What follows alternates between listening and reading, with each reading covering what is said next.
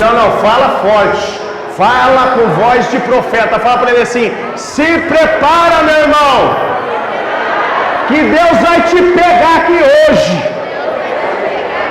Aplauda ele, irmão.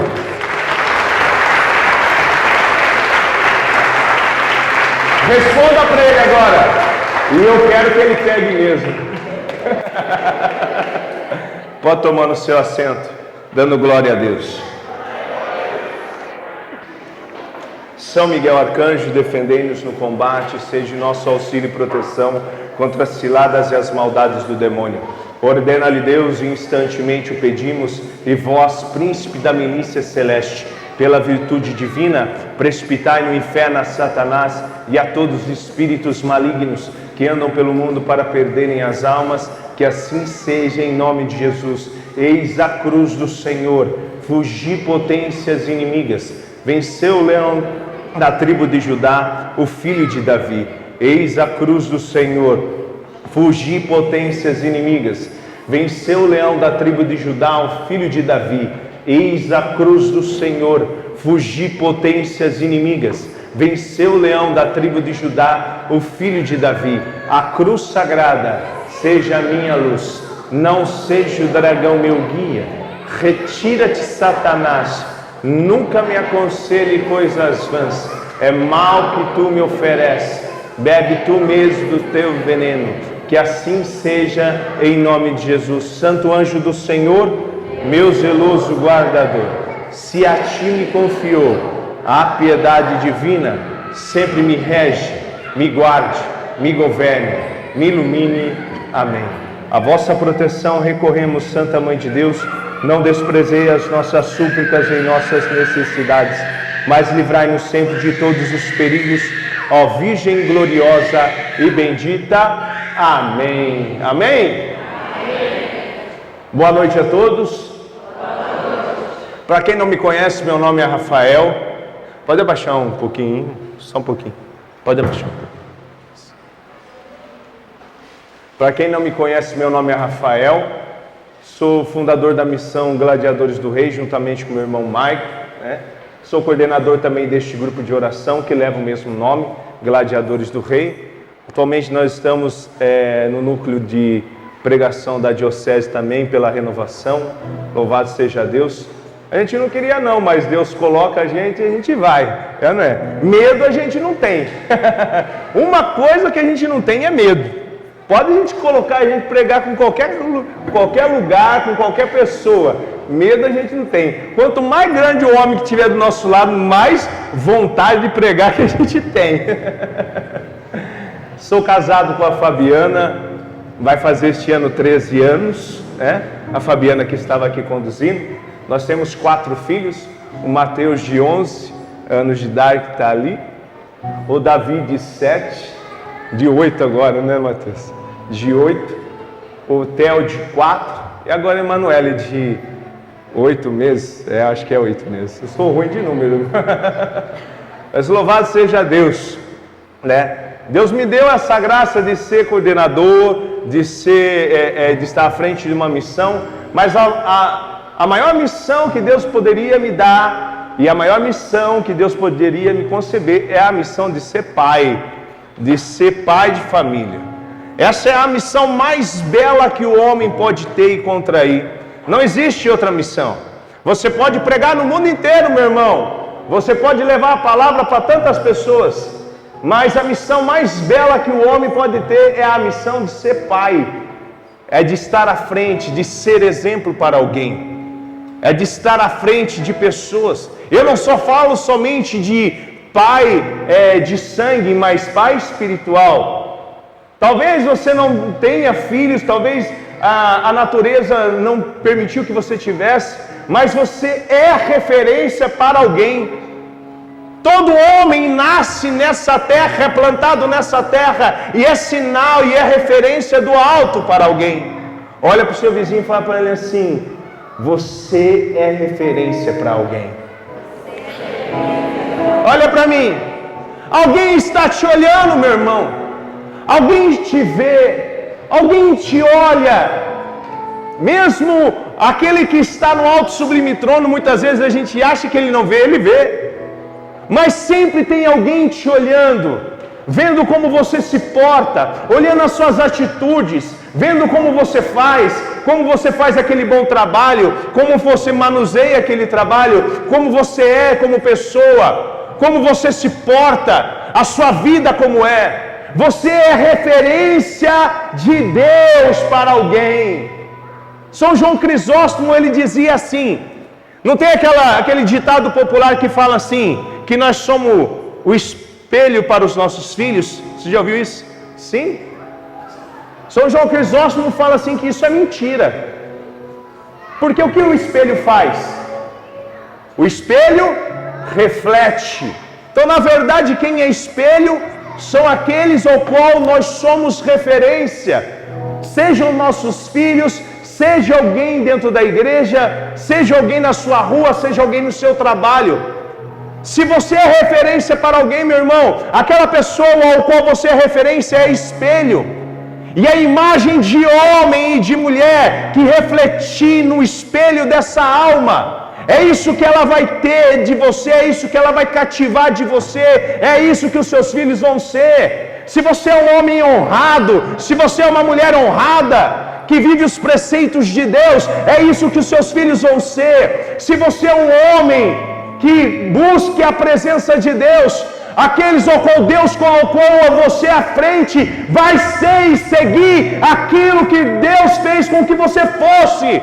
Se você é referência no seu trabalho, se você é referência dentro do teu lar, Deus vai fazer com que os seus filhos sejam também.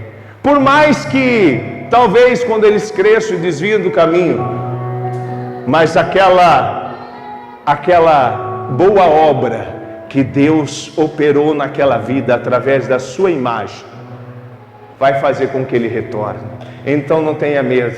Eu já profetizo em nome de Jesus para muitas pessoas aqui.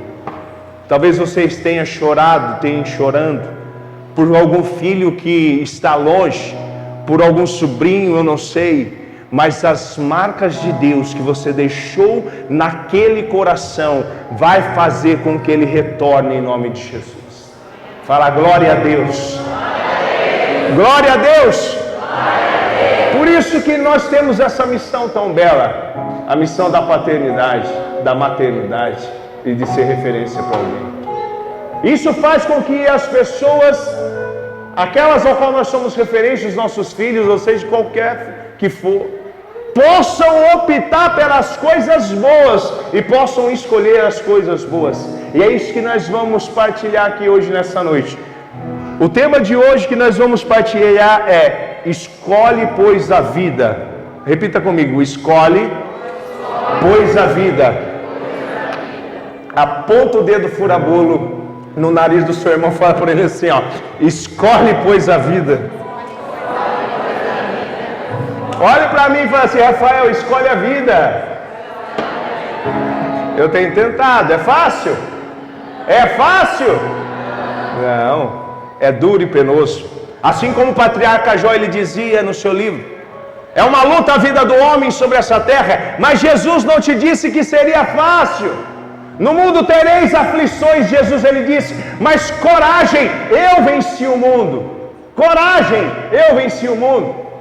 A sua viagem não vai ser tranquila, mas se você está do lado certo, eu tenho certeza que a aterrissagem será.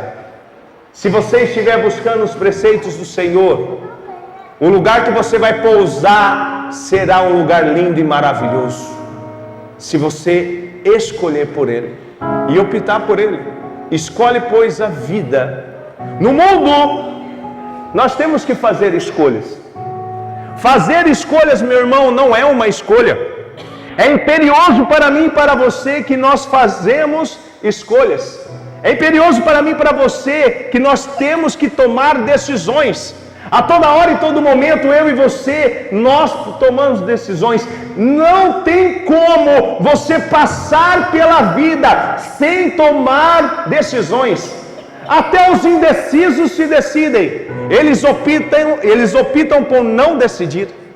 Até os indecisos, eles optam por não decidir. Então, toda hora e todo momento, eu e você, nós estamos decidindo. Quando você se levanta, você se decide em sair da cama ou não. Você decide em ir para o trabalho ou não. Você decide em trabalhar ou não. Mesmo que tem muitas pessoas que levantam, mas não acordam.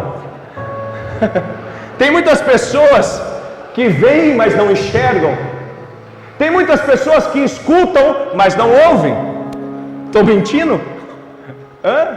Então é uma decisão você ouvir aqui hoje a palavra da verdade no teu coração. Ouvir a palavra da verdade e não permitir que ela entre no ouvido e saia para o outro, mas caia aqui na tábua do teu coração, para que assim a sua vida seja transformada e assim você possa transformar outras vidas também. Porque somente uma vida de santidade pode atrair multidões de santidade. Somente uma vida reta em Deus pode transformar o ambiente da tua vida, da tua família, do teu trabalho. Porque, meu amado irmão, o pecado não resiste um coração santo. O pecado não é capaz de resistir uma vida de santidade. Ele sai correndo. O apóstolo Paulo ele disse assim: resistir ao diabo e ele fugirá de vós. Resistir ao diabo e ele fugirá de vós. Então, cabe a você decidir, ouvir essa palavra. Quantas pessoas que você conhece, até mesmo você, quanto tempo vem nesse grupo de oração, ouve cada um de nós pregar. Muitos profetas passaram por esse ambão aqui, anunciando a palavra da verdade, falando que você tem que mudar, falando que você não pode assistir isso, falando que você não pode fazer aquilo. E você continua na mesma. Quantas pessoas que você conhece que nem na igreja estão mais? Quantas pessoas que estavam conosco, davam glória a Deus e hoje você não vê mais? Porque buscaram um Jesus que confortasse o seu próprio ego e passasse a mão na sua cabeça. Mas não é assim. Não é assim. Porque a vida de escolhas, meu irmão, na minha vida e na sua, há escolhas sábias e escolhas insensatas. Você pode, o homem, ele pode escolher a maneira que ele quer viver, mas ele não pode escolher o resultado daquilo que ele escolheu. Você pode viver de qualquer forma, meu irmão, porque Deus ele te deu uma liberdade imperiosa sobre você, que Ele não interfere na sua liberdade. Você pode viver do jeito que você achar que viver, mas você não pode escolher as consequências daquilo que você escolheu. Gálatas capítulo 6, verso 7. Não se engane o homem, tudo aquilo que ele plantar, isso mesmo ele colherá. Daquele que plantar da carne colherá corrupção, mas daquele que plantar no Espírito, colherá a vida eterna. Colherá a vida eterna. Então, que nós possamos fazer hoje o que nós vamos fazer amanhã. Como foi a sua vida até hoje? Até hoje, no momento dessa pregação, era uma vida medíocre, uma vida mediana, na média. Sabe aqueles irmãos que tinha aquela vida medíocre no ginásio? Não é? Você lutava lá para tirar um 10. Daí você tirava um 8. Daí aquele irmão que você via que tinha capacidade para tirar 10, ele tirava 5. Não, tá bom, estou na média. O Senhor ele nos chama para nós sairmos dessa vida medíocre e entrar por uma vida transformada. Por que você acha que muitos grupos de oração estão morrendo? Por que você acha que muitas pessoas estão abandonando a igreja, meu irmão? Por que você acha que existe um êxodo grande dentro dos grupos de oração? Porque ninguém mais quer viver a verdade, meu irmão. Há 15 anos atrás, há 10 anos atrás, quando você falava de um retiro, faltava ficha para poder preencher. O povo queria entrar na cesta, sair só na outra cesta, se pudesse. Hoje, se eu não fazer um encontro, onde a pessoa tem que descansar no sábado à noite e ir dormir na sua casa, para depois voltar bem para o domingo, ela não vem fazer. Porque o amor a Deus se esfriou. O amor a Deus se esfriou. E é isso que acontece. E é isso que nós vamos ler aqui. Agora vai começar a pregação. Fala glória a Deus. Pega lá comigo, livro de Deuteronômio, capítulo 30.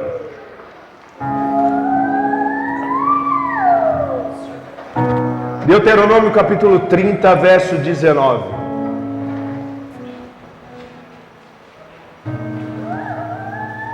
Amém ou catequese? Tá na Bíblia esse livro. Tá lá no começo. Existe.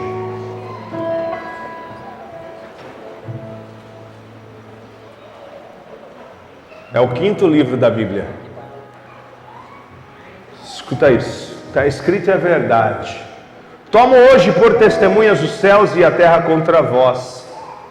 Ponho diante de ti a vida e a morte, a bênção e a maldição. Escolhe, pois, a vida, para que vivas com a tua posteridade, amando o Senhor, teu Deus, obedecendo a tua voz e permanecendo unido a Ele. Porque esta é a tua vida, e a longevidade dos teus dias nesta terra, para que o Senhor jurou dar a Abraão, Isaque e Jacó, teus pais. Vou repetir, olha. Escolhe, pois, a vida, pois para que vivas com a tua posteridade, amando o Senhor, teu Deus, obedecendo a tua voz e permanecendo unido a Ele, porque é esta a tua vida. Até aqui, palavra do Senhor. Até aqui, palavra do Senhor. Pode aplaudir a palavra, porque é tremenda essa palavra. E Ele merece. Fala glória a Deus. Isso é para Ele, tem que ser mais forte isso daí. Vai lá. Amém.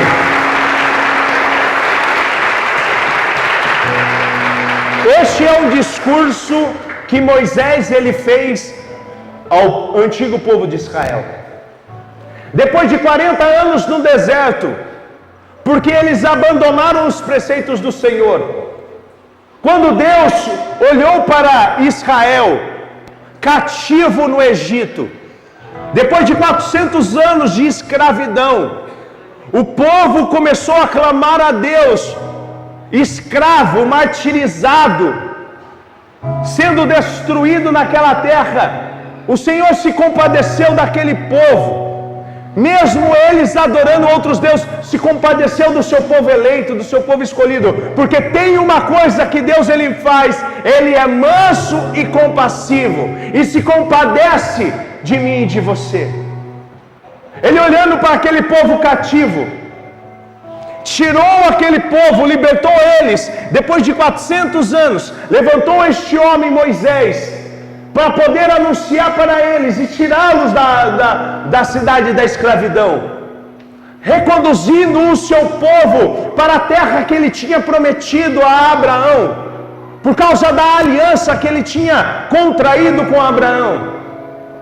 Aquele povo que era um povo escolhido, era um povo eleito, era um povo de predileção do Senhor. Mas quando eles começaram a entrar no deserto, depois de 3 dias eles começaram a murmurar. A viagem do Egito até a terra de Canaã não demorava 40 dias. No máximo 40 dias andando. No máximo. Mas no 3º dia eles começaram a murmurar. Começaram a se levantar contra Moisés e contra Deus.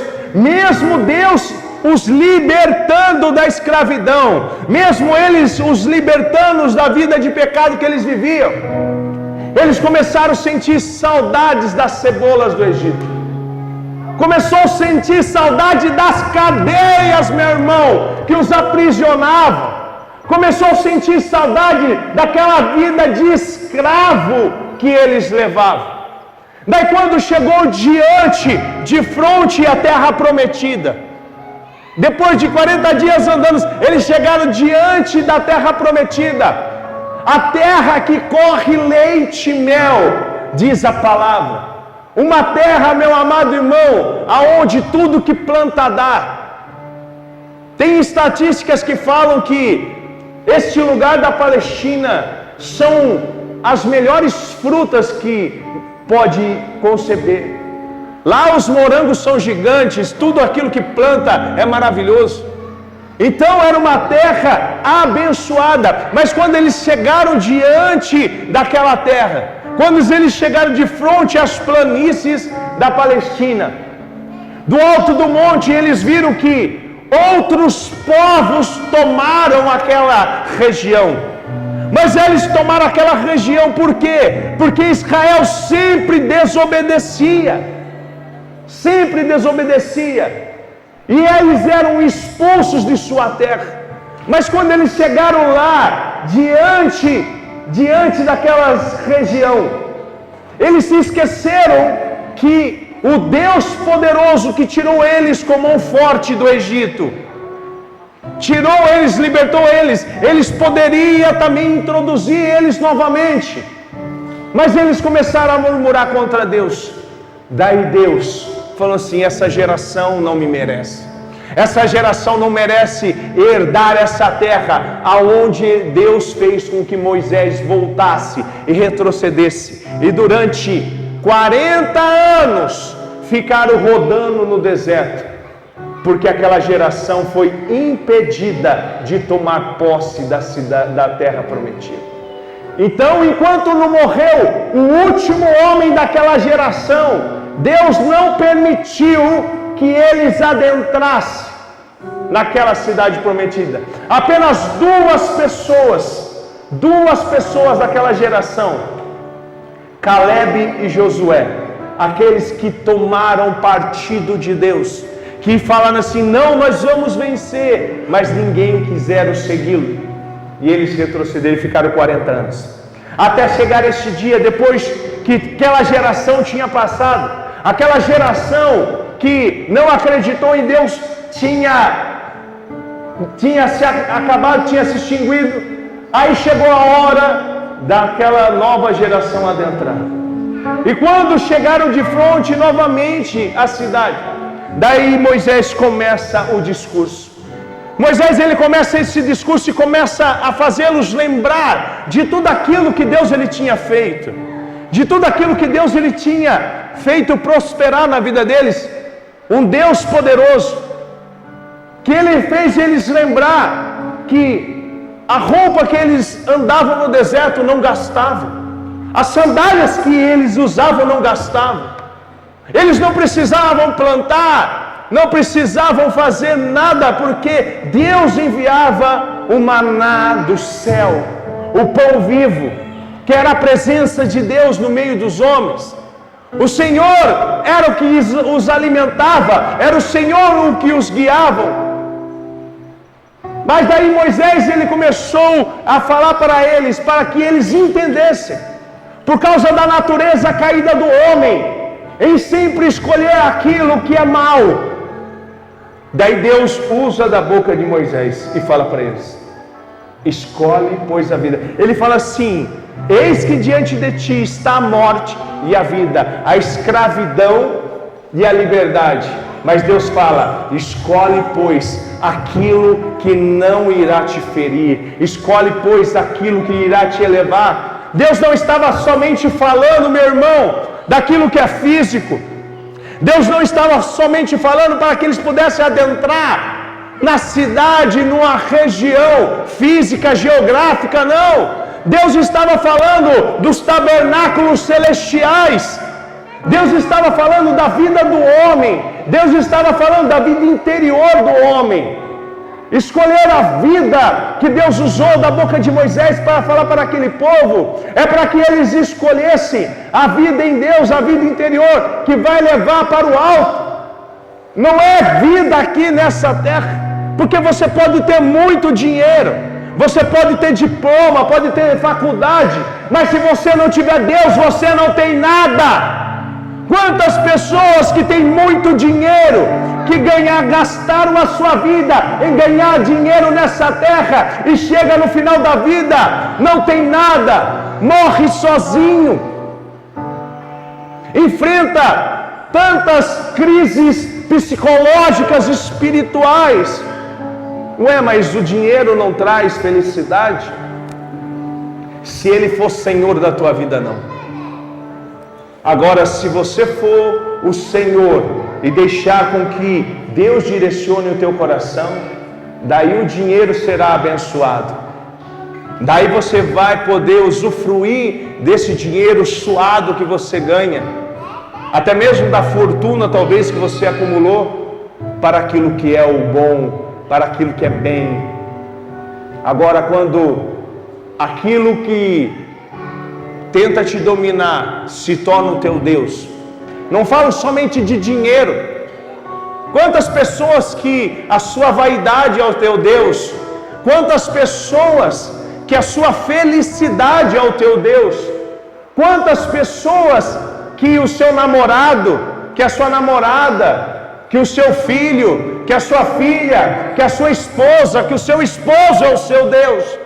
Eu quero te dizer, meu irmão, enquanto você colocar coisas, pessoas no lugar que pertence a Deus, você nunca será feliz.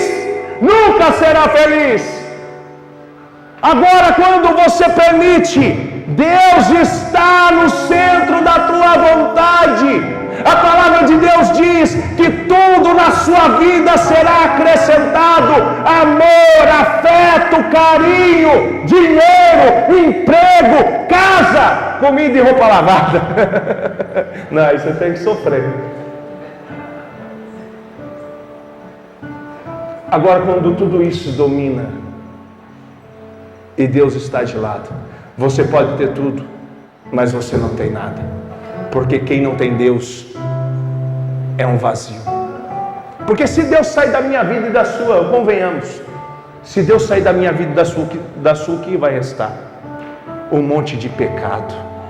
Um monte de pecado, meu irmão. Se Deus sair da minha vida, eu não sou nada, não sou ninguém.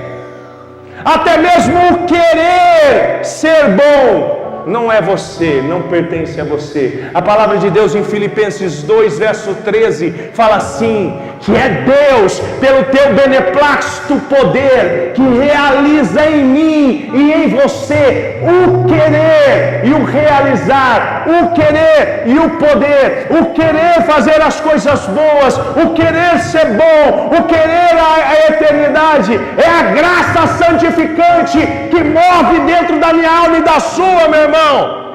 Então, se Deus não estiver na tua vida, será lá apenas aquele monte de pecado, guiado pelos seus instintos, guiado pelas suas paixões, guiado pelas suas más vontades, guiados pelo teu ego, guiado pela tua vaidade, guiados pelo teu orgulho.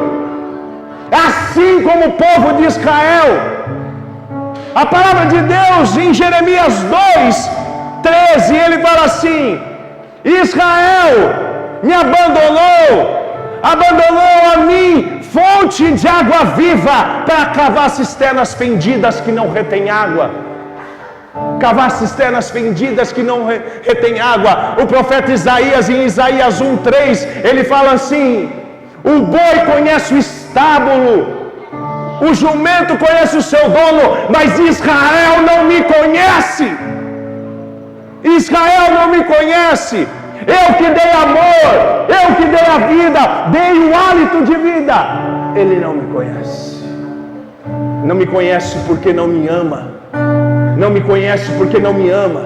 Porque quando você ama, você conhece.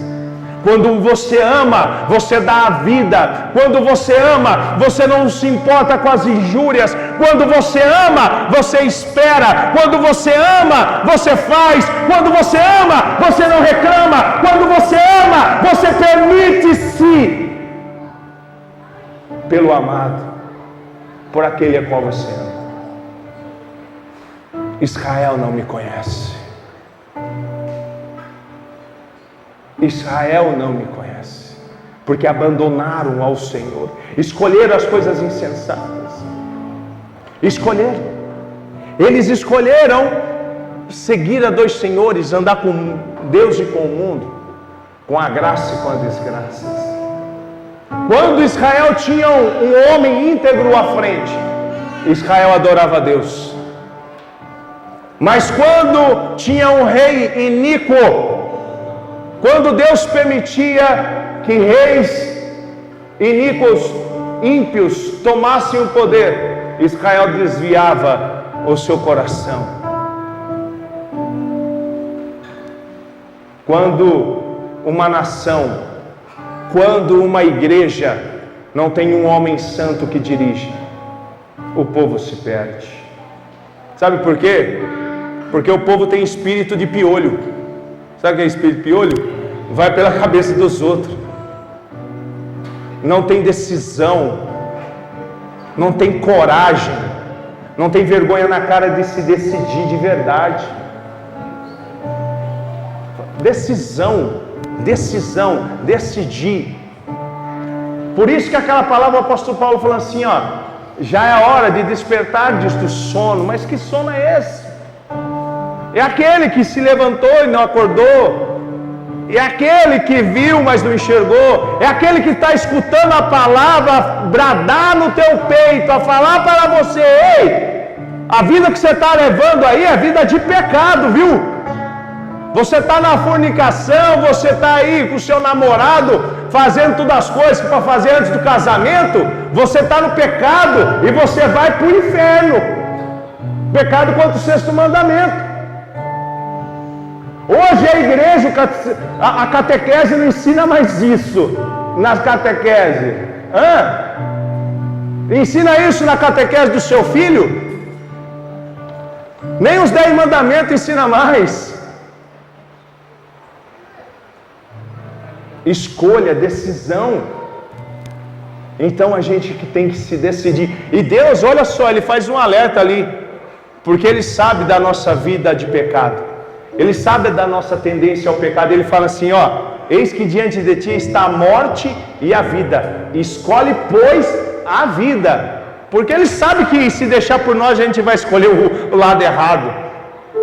Ele sabe que se deixar por mim e por você, nós vai escolher aquilo que a gente acha que é bom. Eu achava que era bom o pecado, era gostoso, hein? Eu falava assim, ó, eu vou viver a minha vida até meus 30 anos, vou curtir minha vida até meus 30 anos, depois eu arrumo uma mina da igreja e está tudo certo.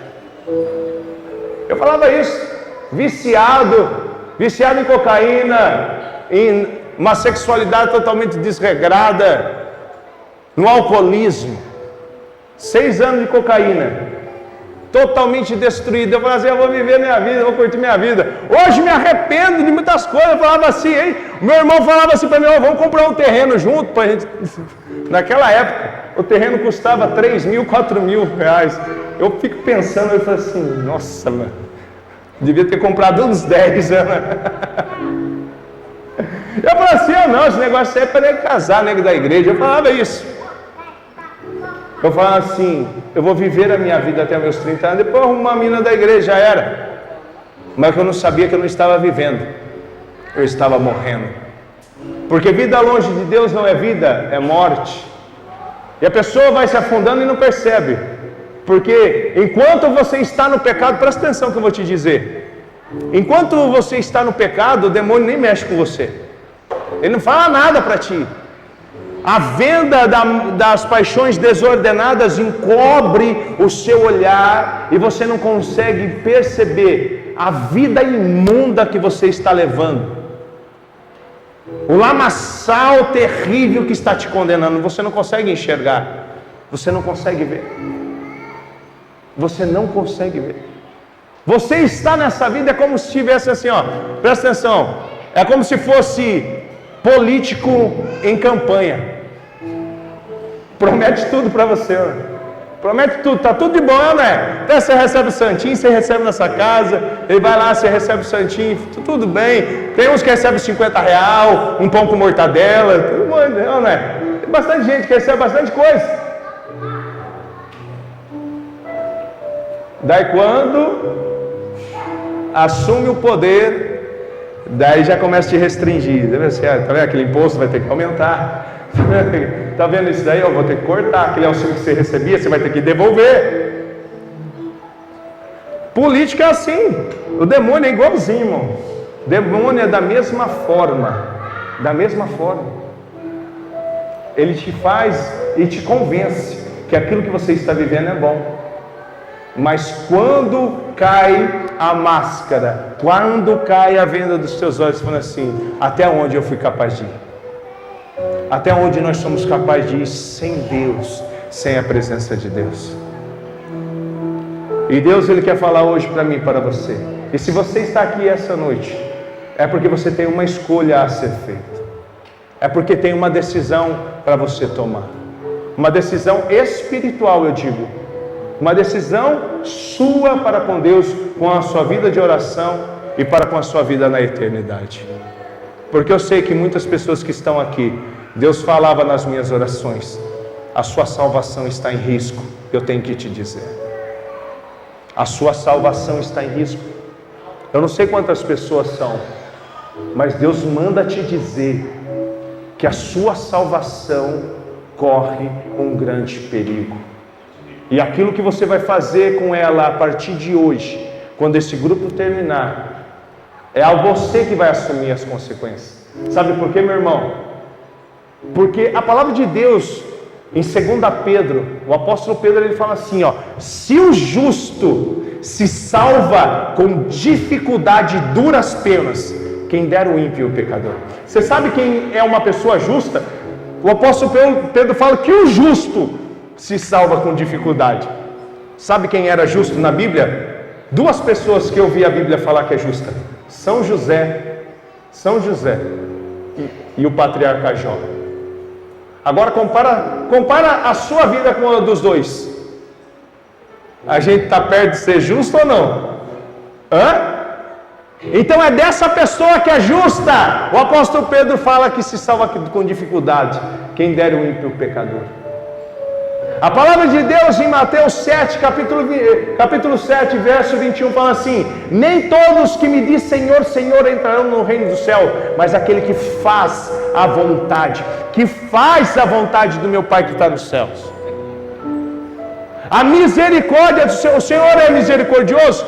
Tem gente que tem o quadro de Jesus misericordioso, vive lambuzado no pecado, nem na missa vai mais, mas daí vai lá na frente de Jesus misericordioso, no quadro de Jesus misericordioso. O Senhor é misericordioso. Tem uma palavra no cântico do Magnífica que a Virgem Santíssima, ela fala assim, que a misericórdia do Senhor se estende de geração em geração para aqueles que o... Fala mais alto. A misericórdia do Senhor se estende de geração em geração para aqueles que o... É para aqueles que temem a Deus. A misericórdia do Senhor é para aqueles que temem o Senhor, mas não para aqueles que abusam dela. Para aqueles que abusam da misericórdia de Deus, está reservada a justa justiça de Deus. E para que você que não teme a Deus, está reservada a justa justiça de Deus. Então, se você está ouvindo, está em tempo ainda. Tem confissão, tem tantas coisas que a igreja oferece. Nós não podemos cair, meu irmão, nessa fé infantil, nessa fé toda enfeitada, toda colorida, né, com confete. Não, meu irmão, nós temos que voltar à fé dos antepassados, dos nossos avós, dos nossos pais, aonde para você conquistar o céu é joelho dobrado e luta contra o seu pecado. aonde na sua oração você esfoleia o seu pecado e diante do tribunal da confissão você é lavado de todos os seus pecados. Lavado. Aí a misericórdia se derrama sobre a tua vida de sobremaneira que você não consegue nem suportar. O seu coração fica alegre, o teu coração quer gritar, o seu coração quer louvar. Daí mesmo você passando por dificuldade, passando pela dor, você canta louvores, meu irmão, assim como o salmista no Salmo 121, ele diz: eu olho para os montes, da onde que me virá o socorro? Ele compreendeu e ele compreende, meu irmão, que não é de homens, não é de dinheiro, não é de carro, não é de dinheiro no banco, mas é do Senhor que fez os céus e a terra. Mas para isso basta eu escolher sair da monidão, sair dessa vida medíocre, sair dessa paralisia. Um dos maiores pecados que existe, não sei se eu posso enquadrar que seja o maior, é este pecado chamado indolência. Sabe qual é esse pecado da indolência, meu irmão? Eu vou falar para você aqui, ó. Vou até pegar aqui. Apocalipse, mensagem à igreja de Laodiceia.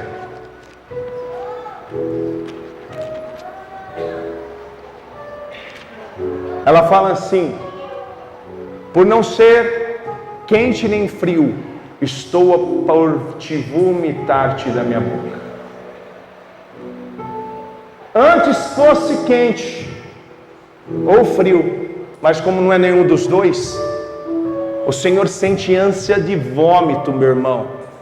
O Senhor sente ânsia de vômito quando da eternidade Ele olha para alguém que está dentro da igreja e não luta contra o seu pecado. Tá bom daquele jeito. Estou servindo na pastoral não sei do que. Estou servindo, eu vou lá fritar pastel. Eu vou lá trabalhar lá, eu vou lá o que? Tirar foto, cantar, pregar, sei lá o que eu vou fazer. Mas faz 30 anos que eu estou lá dentro daquela paróquia lá, sentado lá, vivendo de qualquer jeito. As confissões que eu faço não são válidas porque eu não me arrependo do meu pecado. Eu vou lá para desencargo de consciência, lá na quaresma, eu vou lá naquela confissão comunitária, daí eu vou lá, daí eu para desencargo de consciência, porque daí passa, está cometendo o mesmo pecado. Da mesma forma, não tem luta contra pecado, a pessoa é uma pessoa morna na sua fé. Essas pessoas, Deus tem ânsia de vômito. É aquilo que o Senhor ele falou a Abraão. O pecado dessa cidade, o clamor do pecado está subindo até minhas narinas sacrossantas. O Senhor ele tem fedor a esse tipo de gente.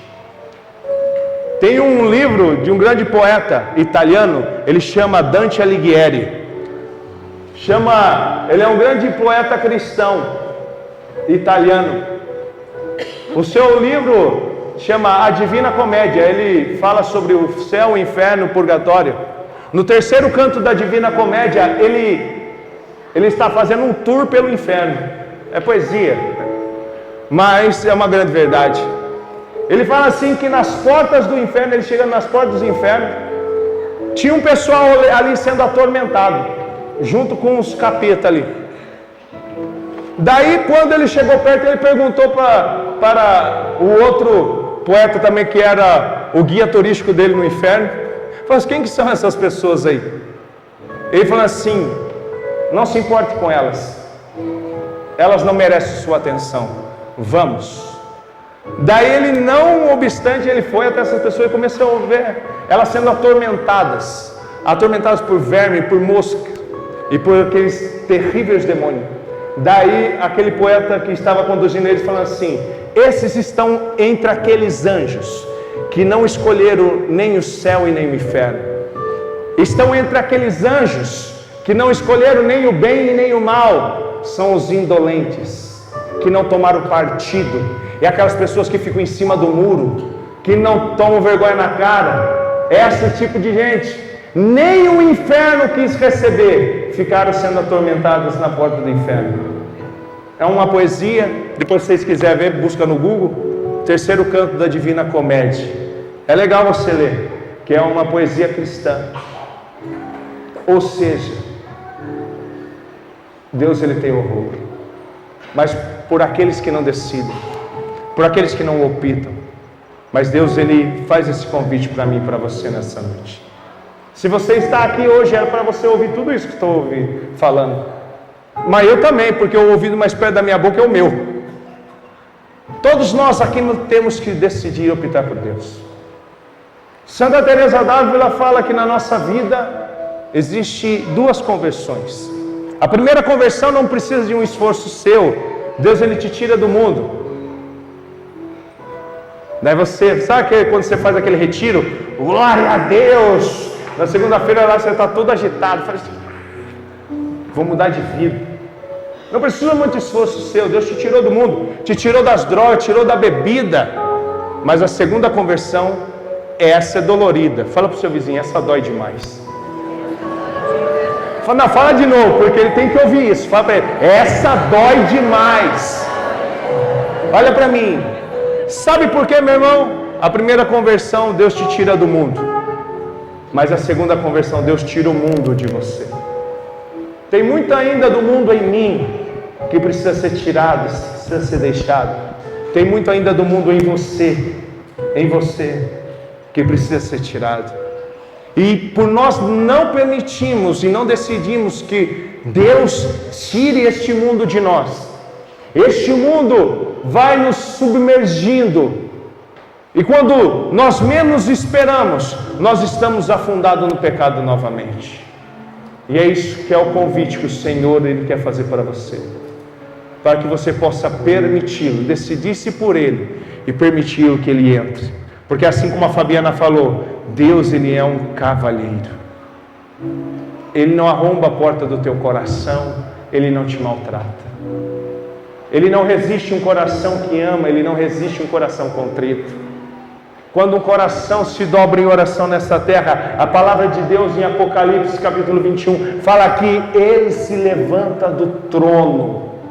Deus se levanta do trono quando Ele sente o cheiro do incenso, de uma oração pura, de uma oração agradável, de um coração contrito, quebrantado. E o Senhor quer te convidar a decidir-se por Ele, para que Ele possa adentrar no teu interior e fazer a transformação que é necessário fazer.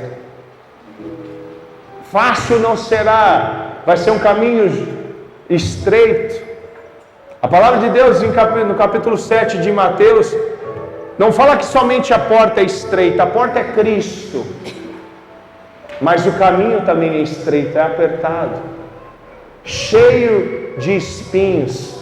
No mundo terás aflições, mas se perseguir o nosso Mestre e Senhor, eu não quero ser perseguido, eu não quero ser esmagado, você tem que ser moído. Agora considere o seu pecado e o tanto que você transgrediu esse humilde coração, e o quanto você precisava ser humilhado, e o quanto você precisava ser esmagado. Veja a extensão do seu pecado e o quanto que humilhou o coração de Deus, o quanto humilhou o coração de Jesus, e veja se você não merece aquela humilhação que você passou, e veja se você não merece ser esmagado, o quanto o teu coração não amou. Mas o Senhor ele quer adentrar aí, tirar as preocupações, esse peso que pesa sobre você. Feche seus olhos agora. É você e Ele. Não se preocupe comigo não. Não se preocupe com as coisas que você vê ao redor, com a pessoa que veio contigo. Deixe com que o Senhor mostre para você o teu interior. Permita que o Espírito de Deus, assim como esse guia turístico na sua alma, possa ir revelando para você aquilo que você precisa deixar, aquilo que você precisa abandonar. Para que Ele possa te mostrar que não é fácil ser de Deus, não, mas não é impossível. Se você estiver de mão dadas a Ele, se você estiver de mão dadas a Ele, vai ser fácil você largar desse vício, vai ser fácil você abandonar isso que está te aterrando, isso que está te condenando, isso que está te roubando de você, isso que está te roubando a eternidade. É um breve momento que nós passamos aqui nessa terra. É um breve, curto momento que não vale a pena a gente perder toda a eternidade por causa desse prazer momentâneo e passageiro, por causa de prazeres que passam, prazeres que enferrujam e envelhecem,